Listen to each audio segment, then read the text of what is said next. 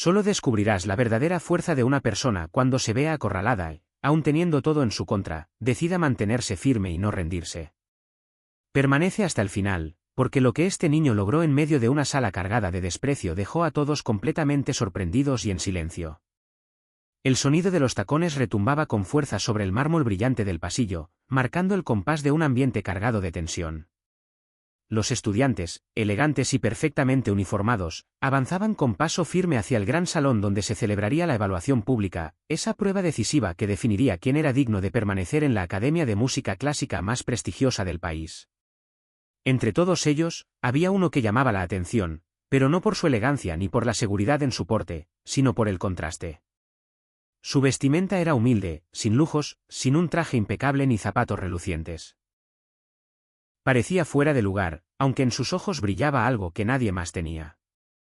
Era un niño de piel morena, delgado, con los ojos fijos en el suelo y las manos temblorosas que delataban el peso de los nervios. Su nombre era Elías. No tenía padres y desde los 6 años vivía en un albergue. Allí no existían lujos ni comodidades, pero había encontrado refugio en un viejo piano abandonado en una iglesia polvorienta. De noche, cuando todo quedaba en silencio, se escabullía para repetir de memoria las melodías que escuchaba en las misas, hasta que sus dedos aprendieron a hablar el lenguaje de la música sin que nadie se lo enseñara. Frente a él, se erguía la figura imponente del rector de la academia, el maestro Bonch. Era un hombre de fama intachable, temido y admirado por igual. Sus ojos fríos parecían atravesar a cualquiera que se atreviera a mirarlo, y su voz, dura y precisa, imponía respeto absoluto. Había formado a los pianistas más brillantes del país, pero también había destrozado más sueños de los que podía recordar. Su reputación era la de un hombre capaz de elevar o hundir una carrera con una sola palabra. Cuando sus ojos se posaron por primera vez en Elías, frunció el ceño con desagrado, como si aquella simple presencia significara una mancha en la tradición intachable de la academia. ¿Este es el becado?, preguntó, sin dirigirse a nadie en particular, dejando que el veneno de su voz flotara en el aire. El silencio fue inmediato, incómodo, casi insoportable. Nadie se atrevió a responder. Los estudiantes, impecables y orgullosos, miraban a Elías de reojo, algunos con burla disimulada. Una chica susurró con desdén, ni siquiera trajo partitura. Otro, con una sonrisa torcida, añadió, seguro ni sabe leer música. Elías permaneció en su sitio, sin retroceder. Por fuera parecía inmóvil, pero dentro de él se agitaba un torbellino de miedo y rabia. Su corazón golpeaba como un tambor, recordándole lo fuera de lugar que estaba. No entendía del todo por qué había aceptado estar ahí, aunque, en el fondo, sabía que no podía huir. Quizá lo mantenía en pie la promesa que se había hecho el día que perdió a su madre. Haré que todos escuchen mi música, incluso si intentan callarme.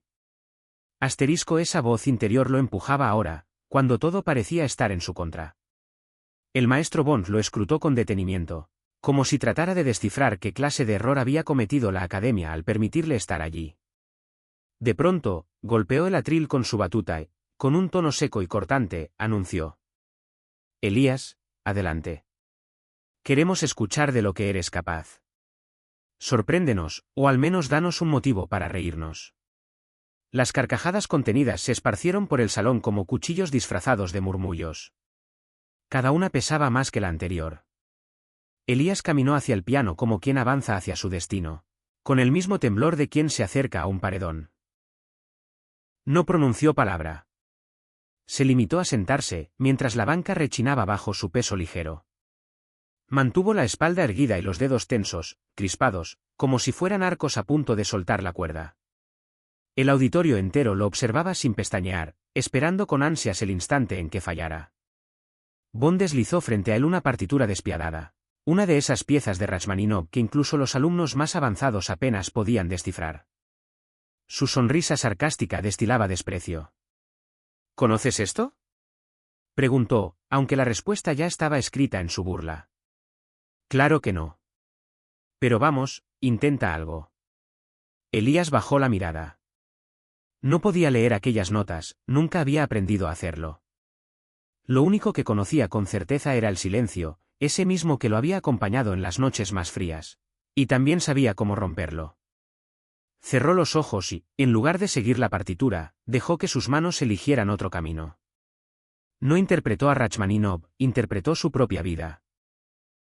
Las primeras notas brotaron inseguras, apenas un murmullo tembloroso, pero cargaban algo imposible de ignorar. El eco del dolor, la nostalgia de lo perdido y la valentía de no rendirse. No eran escalas académicas ni acordes perfectos. Eran sentimientos desnudos, desbordándose sobre las teclas como si fueran lágrimas convertidas en sonido. Poco a poco, los murmullos de burla se fueron apagando, uno tras otro, hasta que en la sala solo quedó el peso de aquellas notas. Los rostros que antes se reían empezaron a transformarse, sorprendidos por lo que estaban escuchando. Los rostros antes burlones se fueron tensando, los ceños se fruncieron. Primero apareció la confusión, luego el silencio atento. Elías no ejecutaba una obra reconocida, pero estaba narrando su propia historia, sin palabras, a través de cada tecla. Bond lo observaba con irritación al inicio, como si aquello fuera una ofensa a su autoridad. Sin embargo, poco a poco, esa molestia se transformó en incomodidad. Había algo en esa música que desarmaba su dureza habitual. No estaba escuchando técnica, estaba escuchando vida, verdad, humanidad. ¿Qué estás tocando?, preguntó de pronto, incapaz de ocultar la extrañeza en su voz. Elías no dijo nada. Sus dedos siguieron danzando, ya sin titubeos. La inseguridad había desaparecido, ahora era un torrente de fuerza lo que fluía a través de él. Su cuerpo entero vibraba con la intensidad de las notas, como si aquello que nacía del piano fuera más grande que él mismo. «Detente», ordenó Bond con un grito más fuerte de lo necesario. Las manos de Elías se detuvieron de golpe. El silencio cayó sobre la sala con un peso abrumador, tan denso que parecía imposible respirar. El niño levantó la mirada y, por primera vez, sostuvo los ojos del maestro sin apartarse. «Eso no estaba en la partitura», dijo Bond, intentando recuperar el control de la situación. «Tampoco mi historia», respondió Elías con voz baja, pero firme, dejando que cada palabra resonara como un desafío. Un murmullo inquieto recorrió el salón.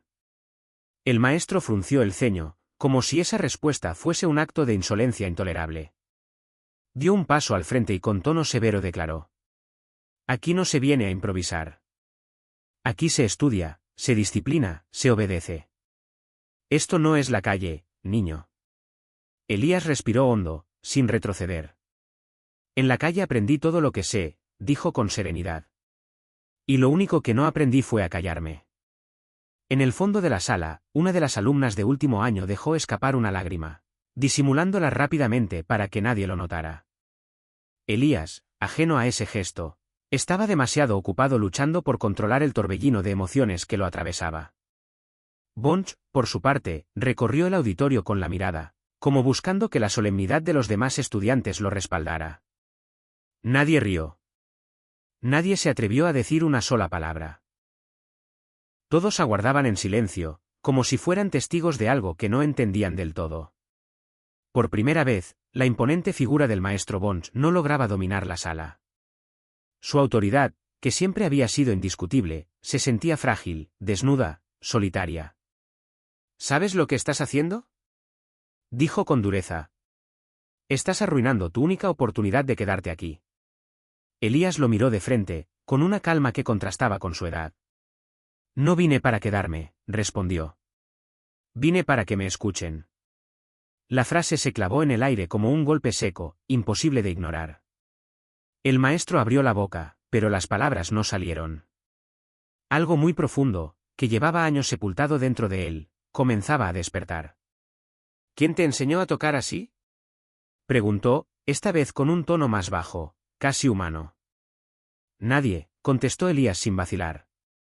Escuchaba desde las puertas de la iglesia. Repetía lo que recordaba. Practicaba en un piano roto del tren abandonado. El salón entero contenía la respiración, como si incluso el aire temiera interrumpir aquella confesión. Elías hablaba sin miedo, sin lágrimas, con la crudeza de la verdad. «Nunca aprendiste a leer música», murmuró el maestro, incrédulo, más para sí mismo que para el niño. «Pero aprendí a sentirla», respondió Elías, con la serenidad de quien no necesita gritar para hacerse escuchar. Bond retrocedió un paso, descolocado.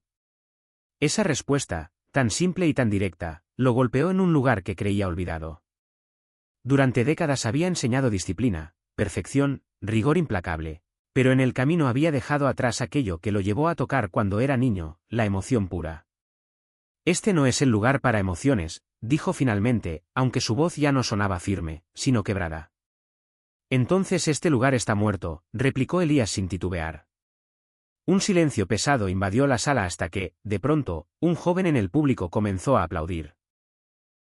Al principio fue solo uno, luego otro, y otro más, hasta que el auditorio entero terminó sumándose a un aplauso que creció poco a poco, tímido al inicio, pero imposible de detener. El maestro permanecía inmóvil, incapaz de comprender del todo lo que estaba sintiendo. Era como si ese niño hubiera desgarrado una herida vieja, una que llevaba demasiado tiempo enterrada. Elías descendió del banco del piano sin esperar aprobación ni permiso.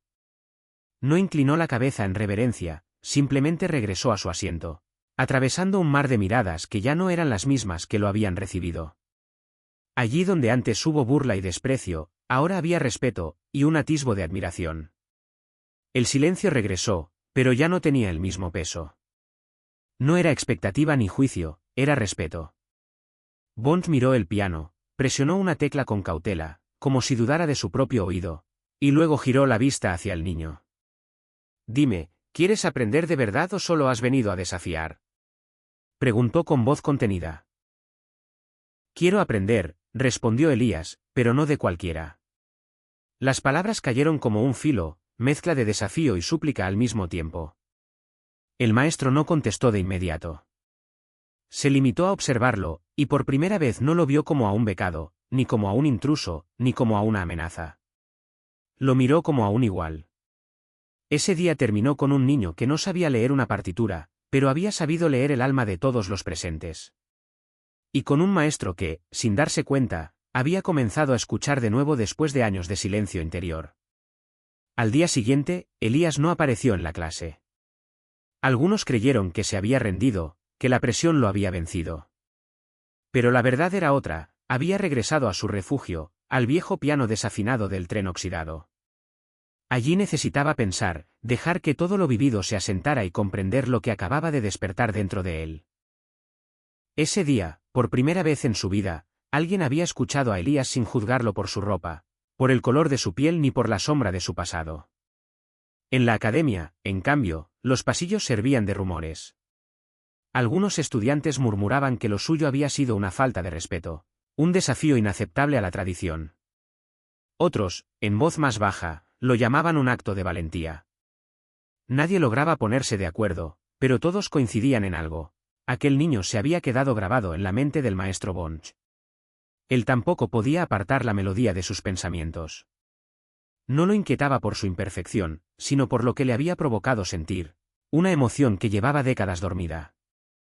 Esa noche, incapaz de resistirlo, caminó solo hasta la sala de conciertos. Nadie lo vio entrar.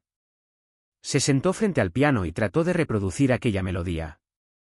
Las notas brotaron exactas, impecables, pero huecas. Técnicamente correctas, pero vacías. No tenían el alma que había escuchado en las manos de Elías. Frustrado, cerró los ojos y lo entendió, lo que ese niño había hecho no era un truco ni una destreza técnica. Era una confesión desnuda, un desgarro convertido en música. Al día siguiente, Bond irrumpió en plena clase, y con una urgencia que sorprendió a todos, ordenó que fueran a buscar a Elías. Todos se miraron incrédulos. El maestro nunca hace eso con nadie, susurró alguien entre la multitud. 2 asistentes fueron enviados al albergue donde se decía que vivía Elías. Lo encontraron sentado en silencio sobre el techo oxidado de un vagón, con la vista perdida en el cielo. Elías, el maestro quiere verte, ahora. El niño no respondió de inmediato. Bajó lentamente, y sin pronunciar palabra, comenzó a caminar rumbo a la academia. Cada paso parecía consciente, como si supiera que ese momento marcaría un antes y un después en su vida. Al llegar al salón principal, el ambiente era solemne. Lo esperaban todos. Estudiantes, profesores, el consejo académico y, al frente, el maestro Bond.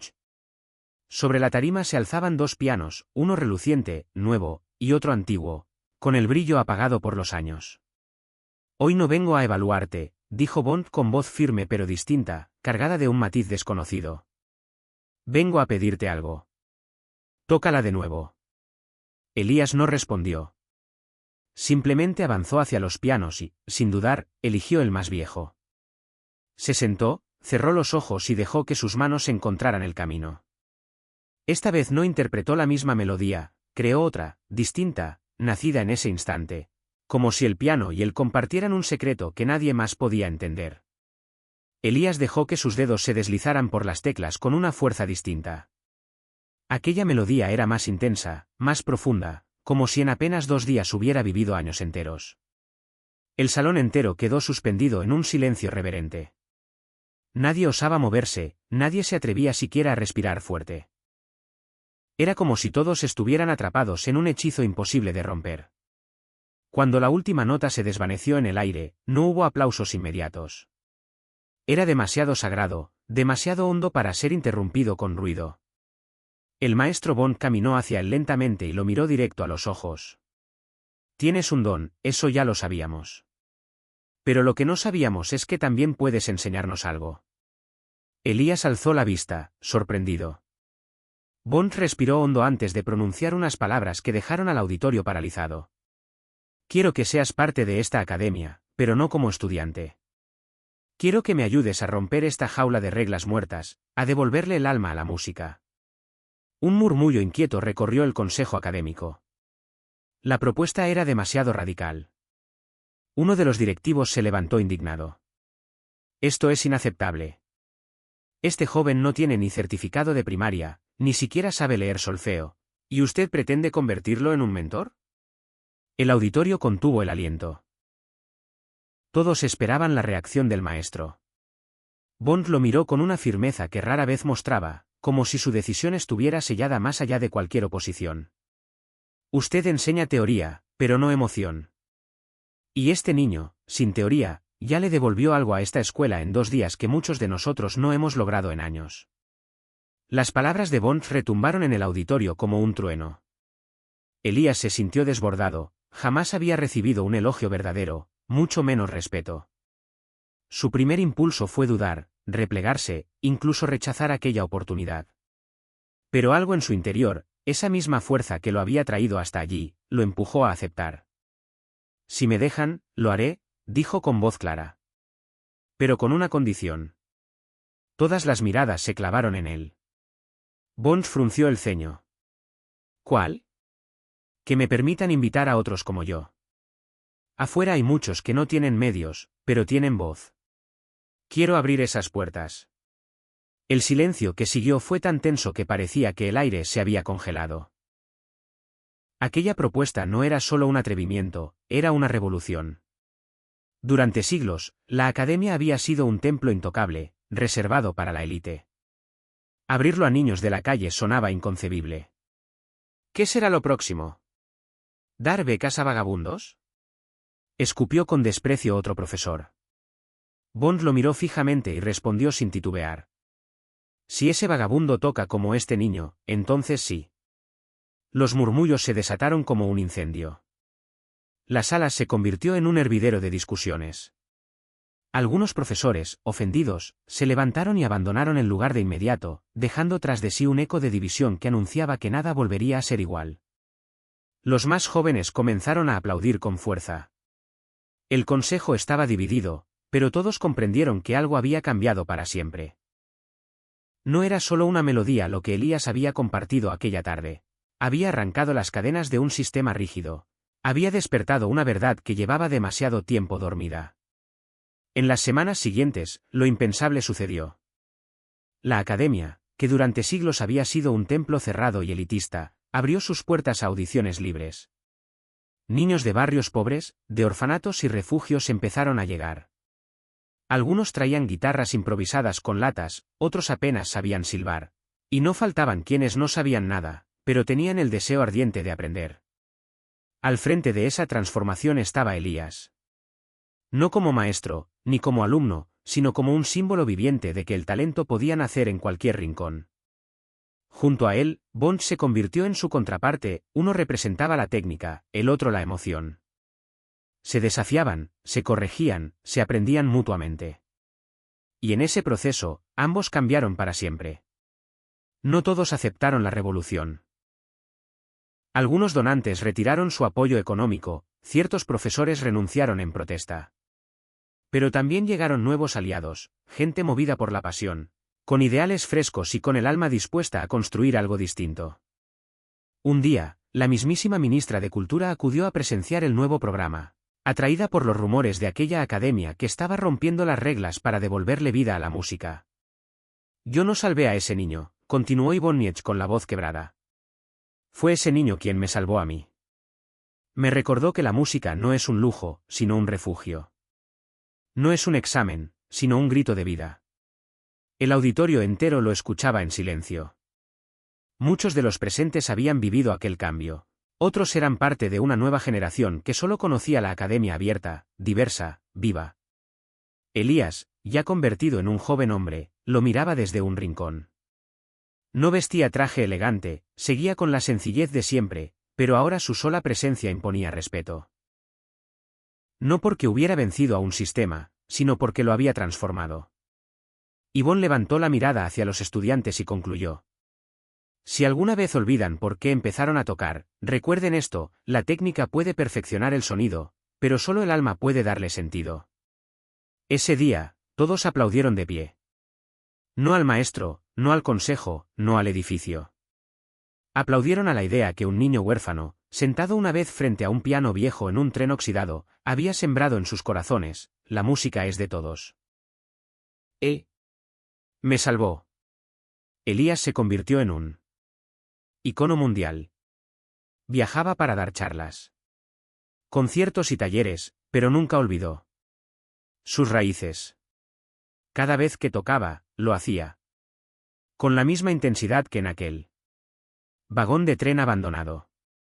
Una vez, en una entrevista, le preguntaron: ¿qué le dirías a aquel niño que fuiste, que se sentó por primera vez frente al piano en la academia? Elías sonrió. Le diría que no dejara de tocar, aunque nadie lo escuchara todavía, porque el mundo cambia cuando alguien se atreve a desafiar lo que parece inamovible. Cuando alguien dice: no me interesa encajar, quiero que escuches lo que hay dentro de mí. ¿Y tú?